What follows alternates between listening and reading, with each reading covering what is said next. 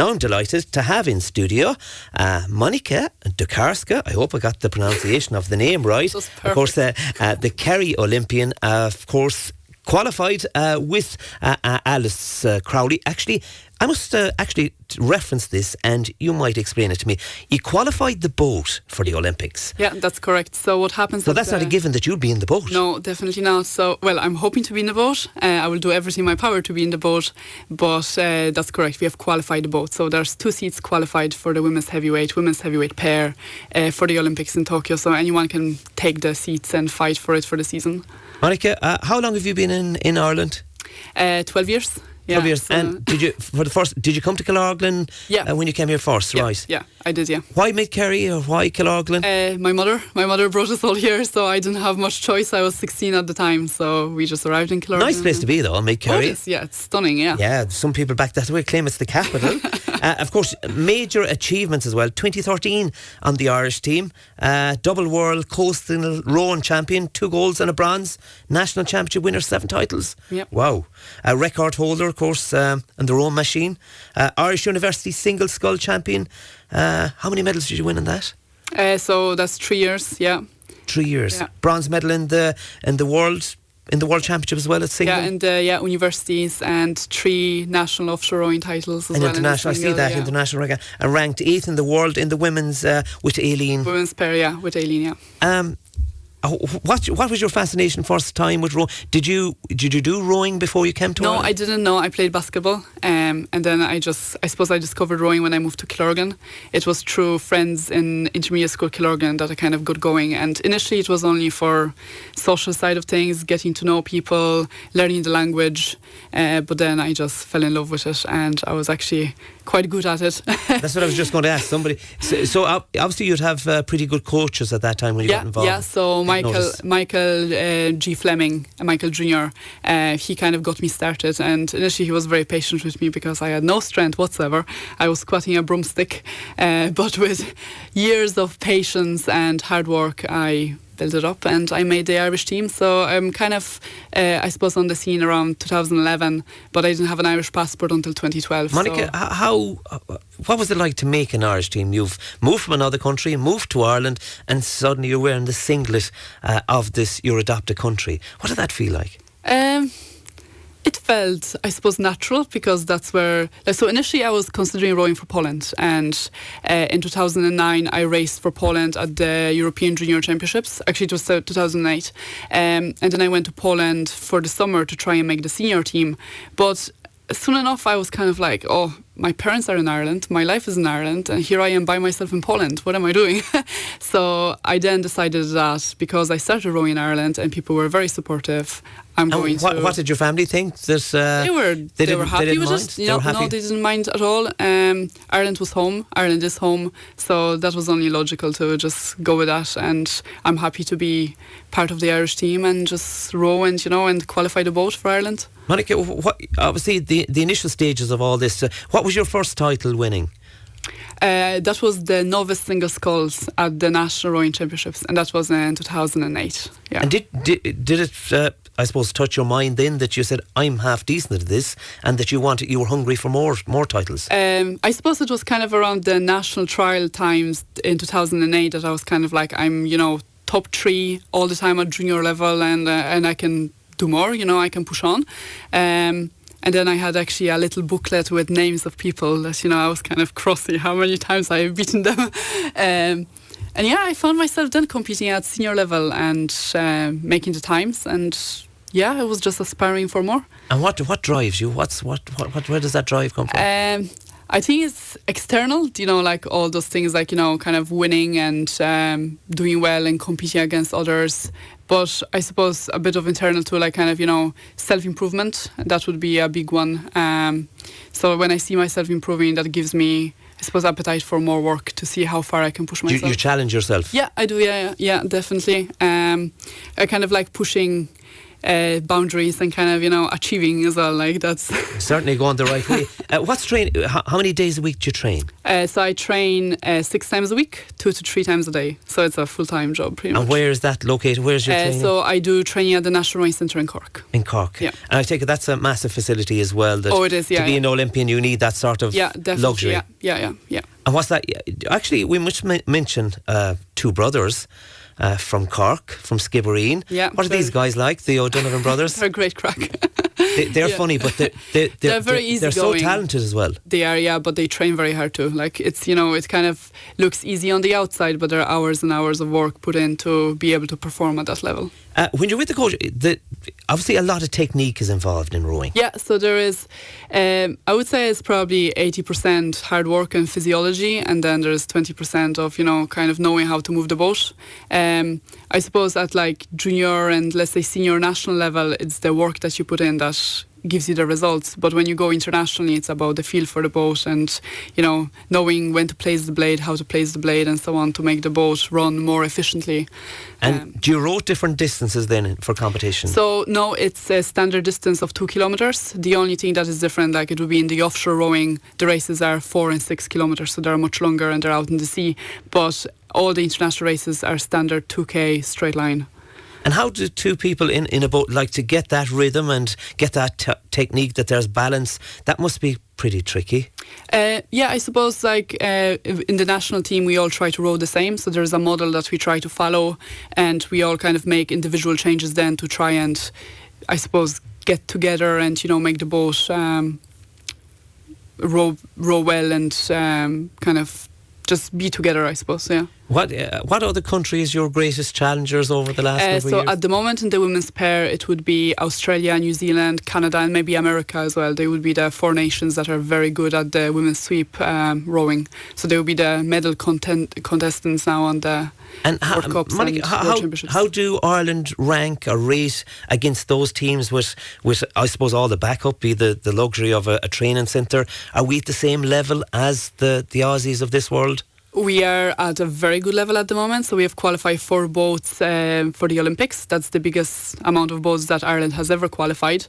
We have 3 heavyweights and 1 lightweight boat, so men's lightweight double, women's single scull, men's heavyweight double and women's heavyweight pair. And we won 4 medals at the World Championships as well. So like we are up there on the medal table as well. Monica, what do you have to do to qualify yourself to be in that boat over the next couple of months? So we have numerous trials. They kind of start around October and there's trial probably once a month, some on water and some on the rowing machine. So we are constantly being monitored. And then because I'm at the centre and I'm working with the national coaches, they know what I'm doing pretty much on a daily basis and what my progress is like. What's the day in the life of Monica Dukarska? Get up at 6:30, get to the centre, stretch, get on the water. We cover anything between 24 to 28 kilometres. So that would be probably around 2 hours of work. Then come back, have some food. If we have another training session, we would probably take 2 to 3 hours, then maybe do weights. And then again back on the water or in the gym at 4:30 in the evening for another either erg session or water session. Is there, like any other sport now, is there video analysis? Yeah, we would have video analysis, yeah, a few times a week, yeah. Get better at what you're doing. Yeah, exactly. Is rowing all in the legs or is it the upper body? Or mainly legs, but you need strong trunk as well to kind of hang off the blades. Yeah, so you place the blades and then you suspend yourself off them to move the boat backwards. And Monica, when did the Olympics come into your mind? At what stage did you say, I'd like to be an Olympian, because it's for the elite and it's a massive achievement? Yeah, I suppose around the 2012 Olympics, yeah, so maybe a year around 2011 maybe, yeah. I was hoping to make it, didn't have passport, then in 2016 things just didn't work out, but yeah, thankfully. When you say things didn't work out? Team didn't, we had very strong team, women's team, but then few people fell ill, injuries and just... So are we saying there, no matter how much preparation, you need a bit of luck as well? Yeah, I would say, yeah, that would be correct, yeah. And what's your ambition of? Is it to win that gold medal or an elusive medal, or to be in the top 3? Or initially it was to get to the Olympics, but now I actually would be confident that we can challenge for the podium. And how do you know that? Just based on times and the amount of time I had in a boat with Aileen, I think we have miles to, improve. We were together in a 4 in June, and then we got into pair in July of this year. So we had only a month and a bit before the World Championships, and we were knocking on the A final. So racing was very tight. But yeah, I think if we will have another season under our belt, we can definitely bridge that few seconds that we need. I mean, is this the girl that you're most comfortable with in a boat? You know each other so well. Yeah, definitely. Obviously, your wish is for this girl to be your partner. I suppose it's good. Like, I want the best person and the fastest person that is there on bow side. So in pair, you have stroke side and bow side. So I suppose it's to try and get the fastest person with me in the boat, whether it be Aileen or someone else, I don't know. We will find out during the season. But I suppose we all want, the 2 fastest people to sit in the boat. And is there a possibility that either one of you could lose out? Yeah, there is. Definitely. Yeah, if we don't train or if anything happens, injury or anything like that, like it's possible. Are these coaches are they ruthless in their ways that they want the best as well? They want the 2 best in the boats. Yeah, exactly. They want 2 fastest girls to take those 2 seats to challenge for an Olympic medal, and we have to make sure that we prove ourselves to be the 2 fastest. And does Monica think that you are the 2 fastest? I do think we are the 2 fastest. Are you a full-time? What's your career? Are you a full-time athlete? Yeah, full-time athlete, and I'm doing a PhD at IT Tralee. So it's a ITT Trinity kind of collaboration in terms of supervision. But you're a big name to have in Tralee IT. Well, they have massive facility up there now. Yeah, as well. They have supported me over the years. So I did 2 masters in ITT as well, and people are great down there. They're really supportive of what I'm doing. And yeah, I actually had a quick look over the Sporting Academy. It's a great facility. Oh my God, it's huge and it's really kitted out very well. When will that team be picked in for next year? When will you know? So there's another qualifier in May of 2020, and I would say Ireland will try and qualify women's 4. So because it's in May, they will have to probably follow a different training program to peak for that regatta, because there are only 2 seats available, 2 places available. So I would hope that it will be around February of next year that we will know exactly who is going where. And where do you see yourself in 4 or 5 years' time? So going for another Olympics? I was hoping maybe in a single this time around though. Single, you'll get your doubles. Yeah, and I get the pair out of the way and then hopefully. And are you thinking that far ahead, Monica? I love rowing, and I think it's something that I'm good at. And in rowing, you peak quite late, so I think there's a good few years left for me. So maybe Olympics, maybe 2 Olympics. We see how life, happens. Can I ask you from a financial point of view, is it difficult? It is, yeah. So like we are supported by the Irish Sport Council, but there's just not enough money. So sponsors would be welcomed if anyone wants to. Speaking to the nation tonight, you might find. But when you're at that level, you think that, and you'd be a great brand to have. Yourself and Aileen, that people would come on it, because it isn't everyone that can go to the Olympics and go to the Olympic journey with us.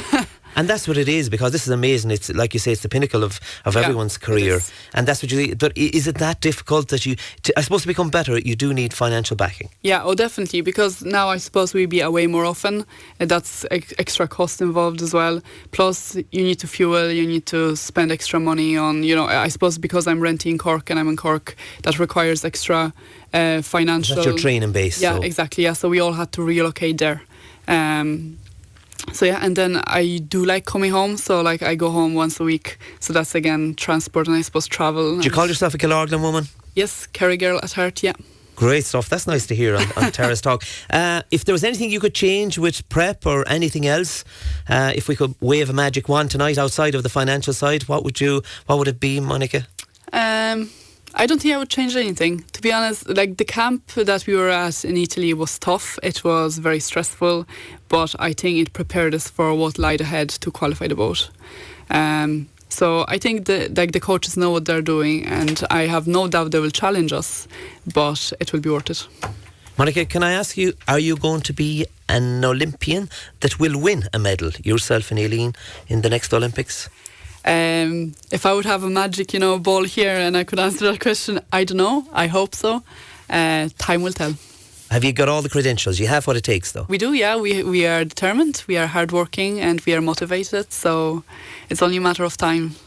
I like that. We're going to use that line here on television. Monica, it was brilliant having you in tonight. You're a Kerry woman, you're a Killorglin woman, and I've no doubt that you'll probably bring back gold to the kingdom. Well done, and thanks for coming on Terrace Talk this evening. Thank you very much.